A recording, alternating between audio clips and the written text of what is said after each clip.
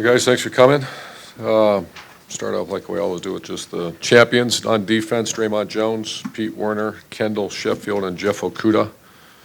And the player of the game on defense was Jordan Fuller, 13 tackles. On offense, Dwayne was a champion. The two receivers, Terry McLaurin and Paris Campbell, were.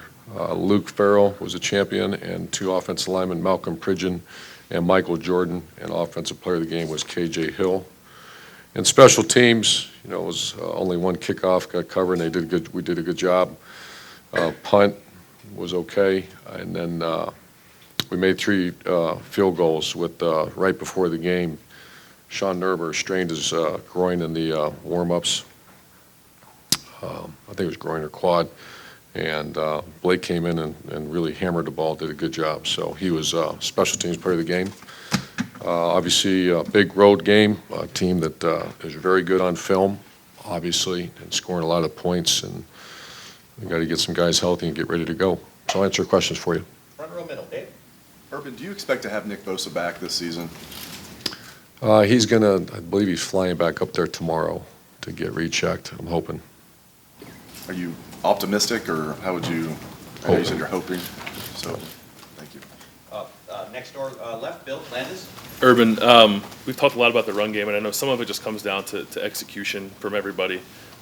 Is it possible you guys could do more, whether formationally or build a little more RPO off of this run game to protect it a little bit? Well, a lot of those passes are RPOs. So, like when you see Paris in the flat or KJ on a hitch, those are all RPOs. You're reading someone, and if they trigger, you throw the ball. So I'd say there's at least 10 to 12 called runs that are the ball's being thrown. Does that make sense? Yeah, it does. How would you say Dwayne is doing with that? Is he always making the right decision when he pulls it, or Pretty good. Yeah, I mean, there's times where it can go either way, but he's very accurate with the ball. And what's the status of Thayer Munford coming up again? Thayer is sore. He's I'd say probable for the game Saturday. Front row right, Bill. When you study the defense and the way it's been exploited lately, and obviously you said you saw what we saw, the slants and the runs and all that. Is there something schematically that you could be doing differently? Do you think you have the right personnel to play the way you're playing right now? Constant evaluation of that, and it's ever changing with when the guys get dinged and hurt, and you got like last week we were out 5 starters for really the majority of the game on defense, so it's hard to drastically change right now.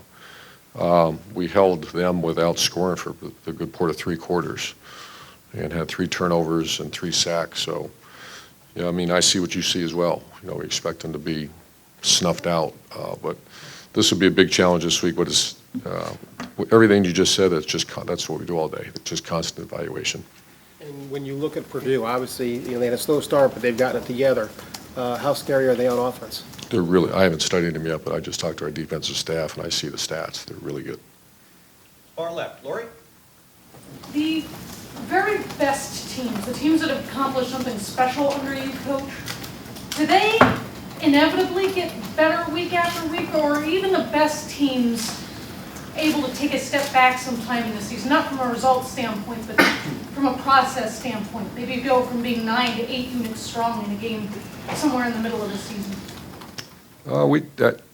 This time you just don't have time to really evaluate, look back, and reflect. And every school's dealing with it. Every team's dealing with, if this guy's injured, how you putting this one in? How do you adapt your scheme to your personnel? Like I believe Bill just asked a minute ago. So we haven't had time to even think about that.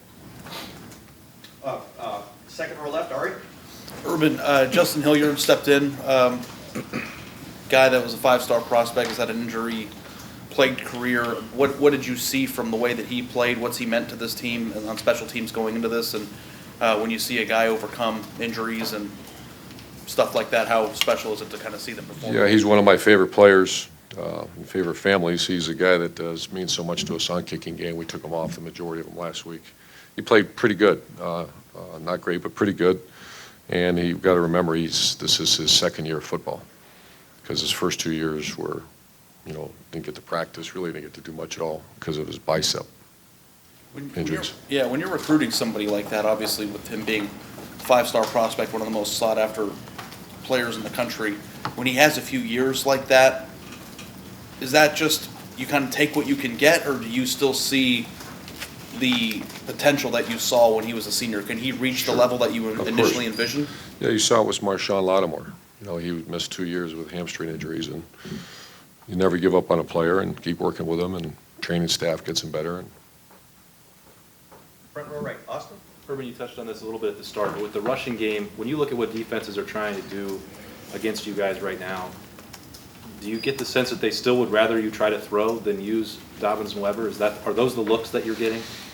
there are a lot of them, and that's, we went back and studied everything and actually, just had that conversation about these are 10-run calls that we're flipping the ball out there and making plays with it, and that's kind of what Dwayne gives you, where maybe JT gave you something else, where it's more of a run option. This is a run-pass option, so. Are there things that you think need to be changed with the short yardage running, though? That's the rest of the time, right, with the RPOs, but in the short yardage, what do you think is happening there? Is it a line? Is it scheme? What do you think you need They're to just loading the boxes, we're not going to run the quarterback. Yeah. So we got to, like we ran a naked on 1 3rd and 2. So those are all things, once again, we're looking at. And the way Blake played, could that be a permanent change at kicker? It's open for conversation. I don't know the health of Sean yet. He was doing pretty good, but I think every day is competition. Front row left, Tim? Front row, I'm sorry. Front row left, Doug? Did you just confuse me with Tim May? That's quite an honor. It's quite an honor. Just very briefly, the way you just talked about the RPOs and the quick passes, like the pairs, do you almost consider that part of your run game? Yes.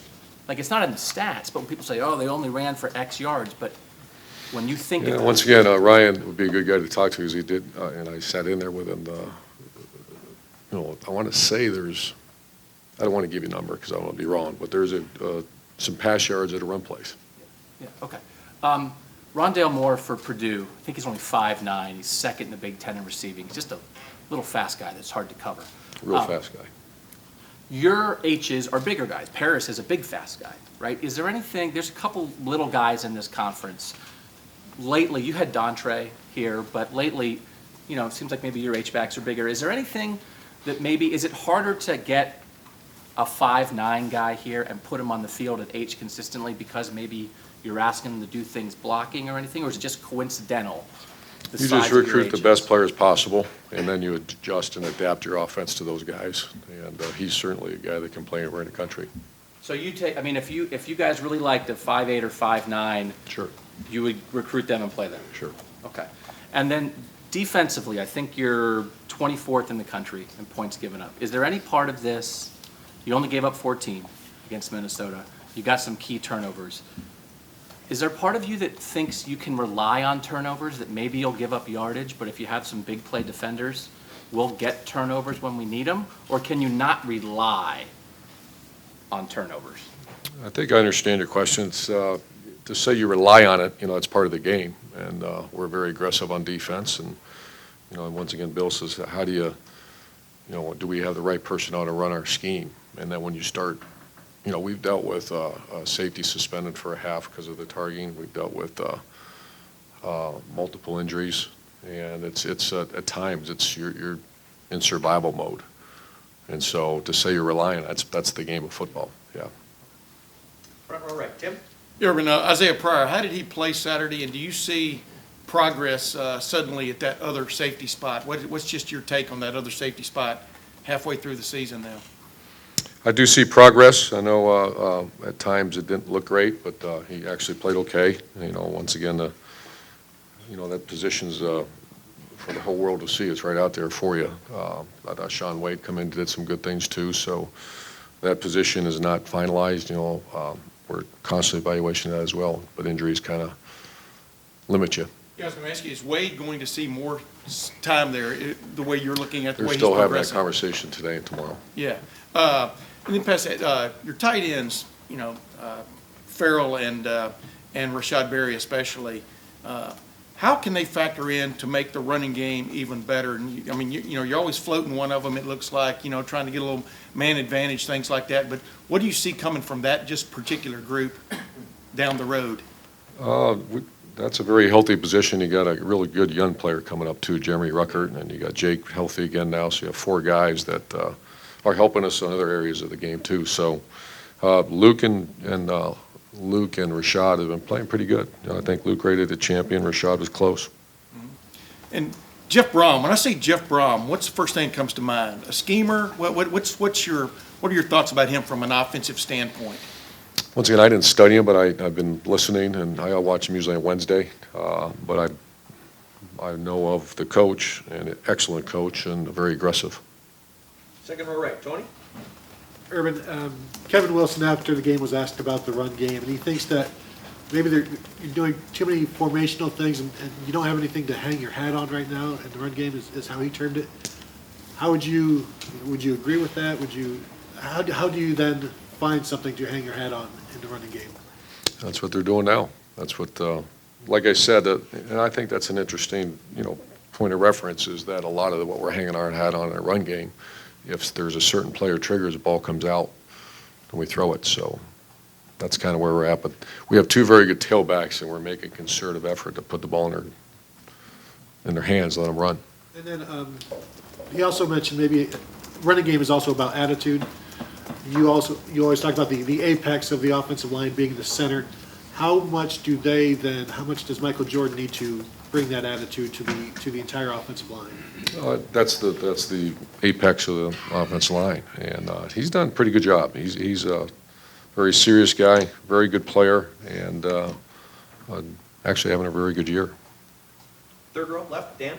Urban, you said last year that you were going to talk to the Big Ten about how many road night games you guys have had to play. This is now the 3rd time away from home you've had to play at night this year. How do you feel about that? We're going to go back in there and talk about all the things you guys brought up. Not that. Did you have any conversations with the Big Ten in the offseason about that? I think so. I can't. We're worried about what's going on in that room. This is also the 8th straight game you guys have played without a week off. Have you sensed any fatigue in your team, and how are you guys working to combat that?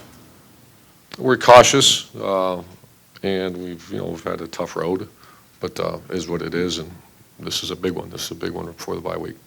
Third row right, Taylor? Coach, kind of going off Doug's earlier question, I know you've faced a lot of playmakers this season, Trace McSorley, TCU had a couple, but what specifically stands out on the page about a guy like Rondell Moore? Just explosive player. Obviously, I have not, once again, I apologize, I have not studied him on offense yet. I will. I've studied in the return game, and he's a guy that you have to be very careful with in the return game. He's a dynamic player. And then I know this past weekend may not have been your guys' best game, but do you kind of take solace in the fact that 4 of the top 10 teams lost, 3 barely won against unranked? I mean, do you take any solace in that, hey, we're not the only team, really good team that's struggling right now? No. Or what? Do you take solace in the fact that maybe there are other really good teams out there that are kind of going through their struggles right now? I mean, 4 of the top 10 teams lost this weekend, so. Just got Tuesday practice tomorrow and do the best we can to get guys healthy. Last couple questions over to the left. Matt? I'm just wondering, in our world with fans and everything, you don't run the ball well, you struggle on defense, everybody freaks out. What are conversations like? What is your level of concern and the coaching staff's level of concern when you have a game where things don't go exactly right? What are your conversations like? A lot of fans are it's good when you have 500 plus yards. You have they don't score for almost 3 quarters. But we can play much better. I'm not disagreeing with anything. And there's, as I've made comment to many times, and this is probably go back any other 17 years, is that you enhance your strengths and work on your weaknesses. Every team has weaknesses. And there's some things we have to work on. I just was. Go ahead. Do you when you look at film, do you feel like you guys are getting better? Do you feel like? Sure. Do you feel like you're closing every gap? I do. I feel, and I think that's a good thing to talk to the coordinators about.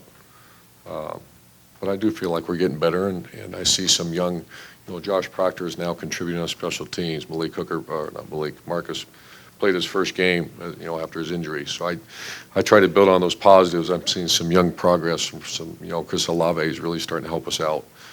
So those are just things that I look at and know that we're, making progress. Wyatt Davis is getting very close to playing time. Josh Albee went in and played 25 plays and did a pretty good job. So those are all, yeah, I think so. And final questions over to the right. Clay? Yeah, TV plays a huge part in those start times. Is it, you want to be in prime time, right, on a national game? Clay, you know me pretty good. You show up. We're going to go in there and work on some things that we have to work on. Very good. Coach, thank you very Thank you. much. Expect Malik and Cooper back? Could you give an back? injury update with all the guys, I guess, that are in question? Arnett. Yeah, Arnett. Arnett's questionable. Landers is probable. Malik Harrison is back, and Cooper's back. Okay, thanks. Great. Thanks, Coach.